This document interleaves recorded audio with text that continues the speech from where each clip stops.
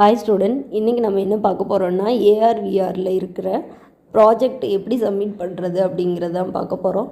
சரி, இதுக்கு பிளெண்டரில் நம்ம ஒரு ப்ராஜெக்ட் ரெடி பண்ணியிருக்கோம். ஸோ ஒரு ஹவுஸ் இதை ப்ராஜெக்ட் பண்ணி நம்ம தனியாக எடுத்து வச்சுருக்கோம். இப்போ இதை நம்ம சேவ் பண்ணிக்கணும். ஸோ இந்த ஆப்ஷனில் பார்த்துட்டிங்கன்னா ஃபைலில் போயிட்டு எக்ஸ்போர்ட் அப்படிங்கிற ஒரு ஆப்ஷன் இருக்கும்.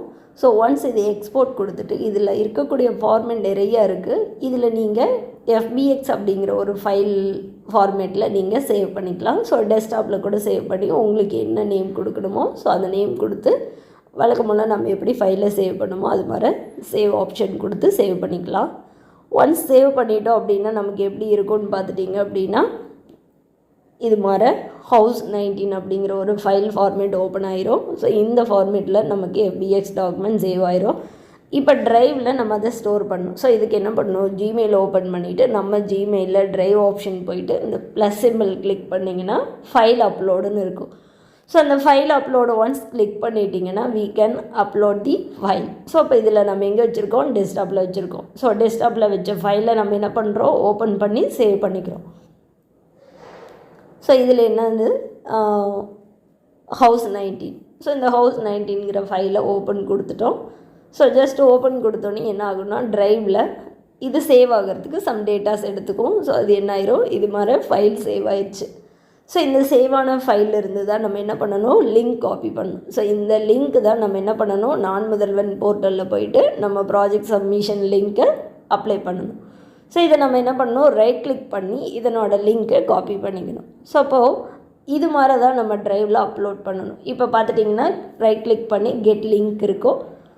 இதை கிளிக் பண்ணோன்னே நமக்கு ஒரு பாக்ஸ் ஓப்பன் ஆகுது. இதில் பார்த்துட்டிங்கன்னா கீழே காப்பி லிங்க்னு இருக்கும். ஸோ இப்போ இதை கிளிக் பண்ணோன்னா லிங்க் காப்பீட் ஆயிடுச்சு. இப்போ டன் கொடுத்து நம்ம மினிமைஸ் பண்ணிக்கிறோம்.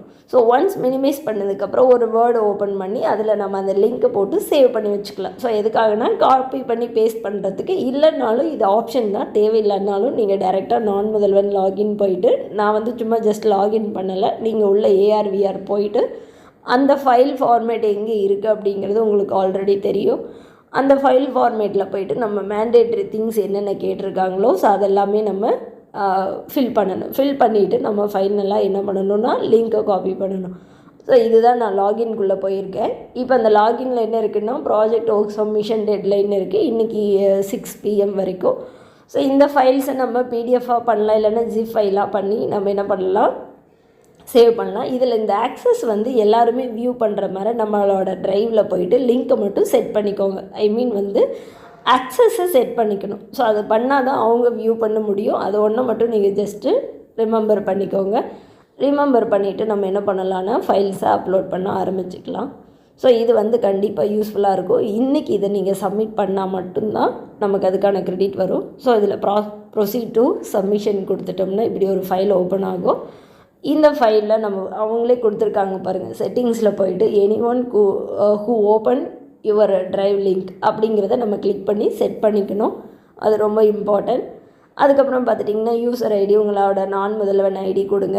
அடுத்து காலேஜோட ரோல் நம்பர் என்னவோ அதை கொடுங்க. யூசர் ஐடிங்கிறது உங்கள் ரெஜிஸ்டர் நம்பர் தான்.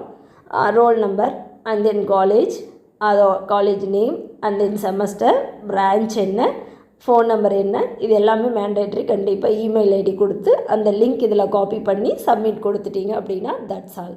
So thank you.